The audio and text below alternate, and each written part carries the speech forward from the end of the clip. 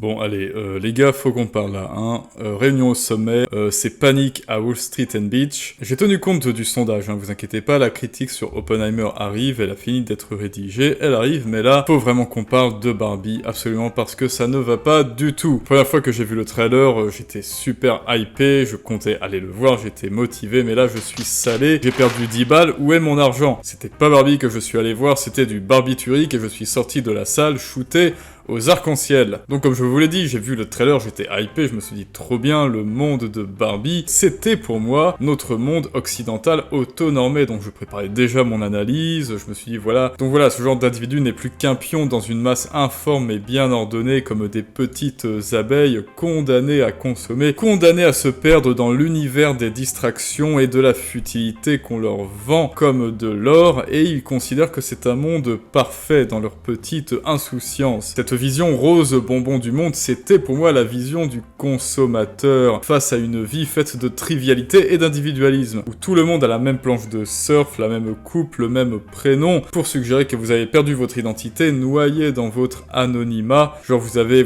des sneakers blanches et vous avez acheté un sac Basic Fit, bah c'est cet univers. Et d'ailleurs Barbie sort de cette superficialité en ayant tout à coup le pied plat, sans artifice, elle se retrouve. Et ça c'était très intéressant, car le mal qui ronge Barbie était de l'ordre du naturel. Il est de l'ordre du naturel, mais dans son monde, elle le vit comme un événement surnaturel. Donc pour moi, le monde de Barbie, c'était le monde du petit consommateur béat et insouciant duquel elle voulait s'extraire pour devenir une vraie femme, une femme authentique. Mais non, Barbie, tu m'as déçu, putain, tu m'as déçu comme un coup d'un soir rencontré en boîte, à demi bourré. Et alors, trigger warning, un peu comme One Piece, hein, le film n'est pas mauvais en soi, ok, il y a Ryan Gosling, il y a Margot Robbie, et leur jeu d'acteur est vraiment très bien. C'est d'ailleurs grâce à elle et à Gosling peut-être que Barbie n'est pas si catastrophique dans tous les points. J'aime bien la lumière douce, les décors sont plutôt intéressants, je trouve.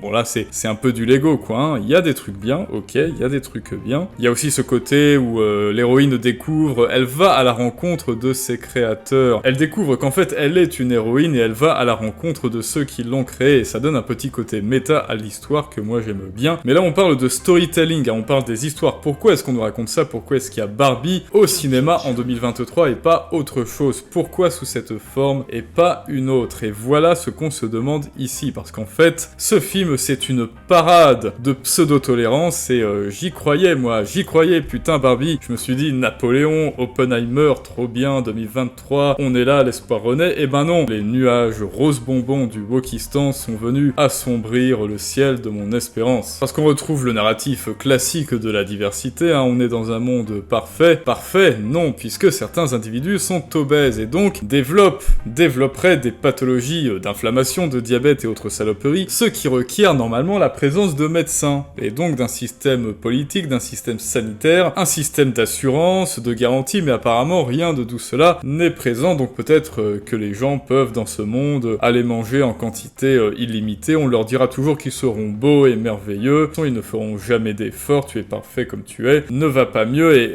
mais attendez, c'est notre monde ça en fait. Eh bah oui. En fait, c'est juste le narratif classique occidental, encore une fois introduit. Comment continuer de vendre des hamburgers dans notre Occident avec l'expansion des salles de gym? Eh bien, on invente le body shaming. Et Barbie n'y coupe pas. Bref, situation initiale, Barbie évolue dans son cocon psychique, psychologique, jusqu'à ce qu'elle fasse face à l'élément perturbateur. L'élément perturbateur, c'est la découverte de sa véritable nature. Elle découvre l'angoisse de la mort, et elle le dit, est-ce que ça vous arrive de penser à la mort? Et là, tout le monde, erreur 404. L'ennemi de Barbie, c'est donc la nature elle-même, et le chemin irrémédiable de la décrépitude. Et sa quête est donc un voyage initiatique vers la vérité, et au bout du chemin, on se dit, elle se dégagera de la fatalité des masses, et acquérera son individualité, sa singularité propre. Et ça, pareil, ça me hypait, ça aurait pu être philosophique, un super film, Barbie philosophe, hein, pourquoi pas, mais le mode opératoire de ce voyage initiatique est claqué au sol, il est pété. Déjà, elle fait appel à un mentor qui est moche, et ça me casse les bonbons dans ce monde à la noix. Pourquoi? Alors je cherche l'image, oui, le vrai monde, c'est par ici. Voilà, l'espèce de Barbie moche. Alors, c'est qui ce sage mentor de Barbie? Eh ben, on a affaire à quelque chose de dangereux dans les films hollywoodiens, et je ne plaisante pas. Ceux qui me suivent le savent, il y a des archétypes cachés dans les films. L'archétype du guerrier et du chaman, c'est les archétypes classiques, visibles, qui ont une fonction narrative narrative bien installée dans les films pour l'histoire et qui révèle des traits de personnalité de l'être humain. Mais il y a des archétypes cachés qui, eux, agissent directement sur votre psyché et que vous ne trouverez pas dans le premier bouquin venu à la Fnac et qui ont pour but une fonction idéologique. Et notamment, il y a un archétype caché qui s'appelle l'archétype du Socrate, c'est-à-dire un personnage moche, repoussant, bon, enfin, dégueulasse, quoi, comme Mademoiselle, hein. Mais ce personnage, aussi laid et dégueulasse soit-il, contiendrait une vérité, une sagesse sur la vie que tout le monde s'arrache, et une super intelligence, une intelligence hors norme. Et ça, c'est l'un des personnages les plus pernicieux véhiculés par Hollywood. Parce que ça stipule que dans les films, les petits geeks ou autres seront moches, mais intelligents, et que les beaux gosses seront tous des abrutis finis. Et c'est tout ce qui se passe dans Barbie, et c'est déjà une insulte, je trouve, pour Margot Robbie et Ryan Gosling, car ils sont beaux, hein, on va pas se mentir. Alors oui, les petits incels qui regardent, oui, non, Margot Robbie, c'est pas mon genre, 6 sur 10 Margot Robbie, non, non. Écoute, Kevin, Margot Robbie est une belle femme, point, et c'est une bonne actrice, point. Et toi, t'es devant un site de hamster dans ta chambre. Alors range ces mouchoirs, Kevin. Mais bon, pour revenir au Socrate, donc la plupart du temps, il est incarné dans le personnage du mentor, et il y a un clin d'œil à Matrix, évidemment, hein, pilule bleue, pilule rouge, vous le voyez, c'est représenté par des crocs, enfin non, pas des crocs, une espèce de sandale d'allemand en chaussettes, un truc pas sexy, et la petite pantoufle de verre, enfin le haut talon, et la sandale est là pour désigner le réel, et il est là pour dire que le réel est moche, le réel est pas sexy, donc l'intelligence n'est pas sexy, donc l'intelligence c'est le malheur, méfiez-vous de ça comme de la peste. Mais au moins Morpheus, lui, il avait le respect de dire à Neo, ok Neo, au début le réel ça pique, mais une fois que la pilule est avalée, tu vas voir, c'est beaucoup plus chic, c'est beaucoup plus cool que ton monde illusoire d'adolescents boutonneux et dépressifs. Tu vas pouvoir mettre des pieds-bouches à tout le monde, c'est-à-dire à être le maître de ta vie quelque part. Mais non là, pas du tout, cette Barbie est juste ultra chelou. Tout ce qu'elle a à lui proposer dans son voyage initiatique, c'est de la laideur, et rien que de la laideur. Heureusement, après Barbie se rendra compte que ce monde imparfait est beaucoup plus parfait que son monde illusoire, mais elle s'en sera rendue compte toute seule, car ce mentor, ce Socrate, est un faux mentor. Donc ensuite, l'archétype incarné par Margot Robbie, enfin par Barbie, c'est l'archétype du narcisse. Le personnage, donc la contraposée de Socrate, c'est la bombasse qui se noie dans sa beauté et qui n'a rien d'autre à offrir. Donc quelqu'un qui n'a rien d'autre à offrir que sa plastique, c'est un peu le personnage de Nabila, quoi. Elle est complètement conne et elle est tellement conne qu'elle en est belle. Et petite piqûre de rappel, je parle pas de Margot Robbie, hein, je parle de l'archétype. On aura le temps d'étudier les autres archétypes cachés, car il y en a des encore plus dangereux. Et donc si ça t'intéresse, abonne-toi pour les prochaines vidéos pour les découvrir, et appuie bien fort sur ce pouce bleu. Donc à l'origine, d'ailleurs, Barbie n'est pas une débile, ça n'est pas du tout une débile. Je vous signale que Barbie, en plus d'avoir une plastique parfaite ou un plastique parfait, il y a des Barbie médecins, il y a des Barbie avocates, chefs d'entreprise, je sais pas, enfin voilà. Mais ça, on s'en fout dans le film, dans le monde réel, le médecin, alors où est-ce qu'il est? Attendez, voilà, le médecin, donc ça, on s'en fout dans le monde réel. Le médecin est une femme pour dire, oh, regardez, un médecin peut être une femme. Non mais sans déconner, on n'est plus dans les années 50 là. Mais putain, mais les mecs qui sortent de leur grotte, quoi. Enfin, vous croyez vraiment subversif à montrer un médecin femme? Bordel, je crois que là, maintenant, en 2023, il y a plus de médecins femmes que d'hommes. Non mais bordel, des fois, je regarde des films. Alors, les films d'aujourd'hui, on a l'impression que les réals se sentent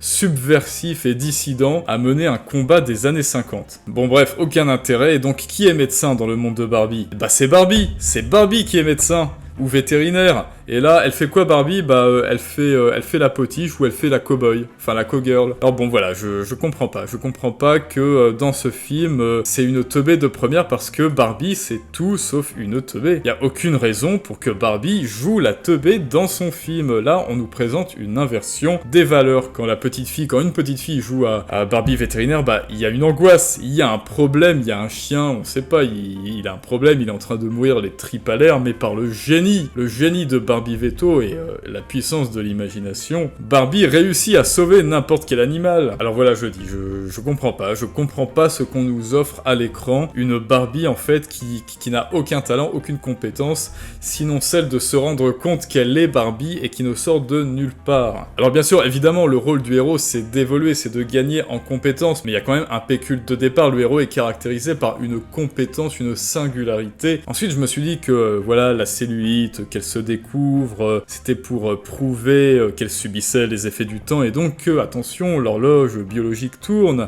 pour Barbie, elle ne pourra pas toujours compter sur son physique et sur son monde idyllique pour obtenir ce qu'elle veut, et elle finira peut-être un jour aussi moche que son mentor, hein. Donc là, Barbie nous aurait fait avaler une gigarette pile à l'Occident tout entier, mais non, en fait, là on est dans un monde dirigé par qui? Par les méchants hommes blancs. Oh, ça alors, c'est la première fois que je vois ça. Les méchants hommes blancs vicieux qui lui tapent les fesses et la harcèlent dans la rue et qui la dirigent parce que c'est le patriarcat. Bon alors évidemment, ils vont pas présenter tous les SDF blancs qui jalonnent les rues de San Francisco et de Los Angeles, hein, non. Ils dirigent le monde entier, ces méchants hommes, et ils en veulent à l'indépendance insolente de Barbie, la teubée. Et bordel, mais qu'est-ce que vous attendiez pour introduire Barbie médecin, Barbie avocate, quoi? Bordel, le monde de Barbie, c'est pas l'homme blanc dominant. Le monde de Barbie, c'est le patriarcat en PLS. D'où vient cette Barbie qui ne sait rien faire, qui est même pas capable de faire tout ce qu'une Barbie sait faire? À la base, avec Barbie médecin, Barbie veto, ce que tu veux, c'est le conduit de puissance que suivra la petite fille pour lui montrer son champ des possibles une fois arrivée dans le monde réel, le monde des adultes. Voilà la fonction véritable d'une Barbie,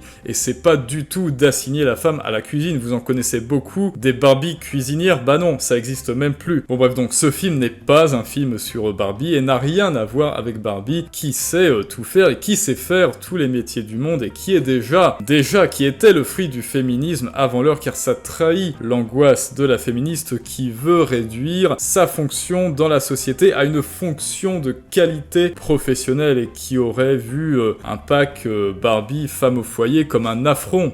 Mais pardon, mais moi, je sais pas faire des gosses, ok? Le planning familial suggère le contraire, je sais, mais je sais pas faire des gosses, moi perso. Et moi, je suis absolument pour. On a besoin de Barbie veto, on a besoin de Barbie médecin, PDG, mais on n'a pas besoin de la Barbie greluche dans ce film. On n'a pas besoin de la Barbie potiche qui ne sait rien faire dans ce film. Et oui, on a aussi besoin de Barbie maman, parce que moi, faire tomber enceinte, même si le planning familial suggère le contraire, moi personnellement, je ne sais pas faire. Donc si la Barbie est censée représenter la femme fantasmée par la petite fille, son plein potentiel, plutôt oui, on a aussi besoin de Barbie maman. Donc non, ce film n'a rien à voir avec Barbie, de quelque manière que ce soit, et le potentiel qu'elle représente pour la gente féminine, ce film décrit les aventures de qui? De la femme moderne, insta-babe, orthonormée, tout de rose vêtue, qui se sent, oppressée et harcelée par les méchants hommes blancs, tout en gagnant bien sûr 50 000 € par mois sur OnlyFans, et tout ceci est l'antithèse pour moi de Barbie, qui n'est plus reconnue comme pouvant être ce qu'elle veut, ce qu'elle désire, une fille, une femme qui peut être ce qu'elle désire, mais comme une malheureuse femme opprimée. Enfin bref, c'est un combat d'arrière-garde pour un film d'arrière-garde, un film en retard sur son époque. Ça aurait pu être dans les années 60, ça peut-être. N'allez pas voir Barbie, ou bien allez voir Barbie, mais une fois entré dans la salle noire, abandonnez tout espoir. Bien qu'Oppenheimer ait déchaîné les enfers aux côtés de Barbie, ce film, c'est le paradis, et on en parle d'ailleurs de Oppenheimer très bientôt, mais ça, c'est une autre histoire.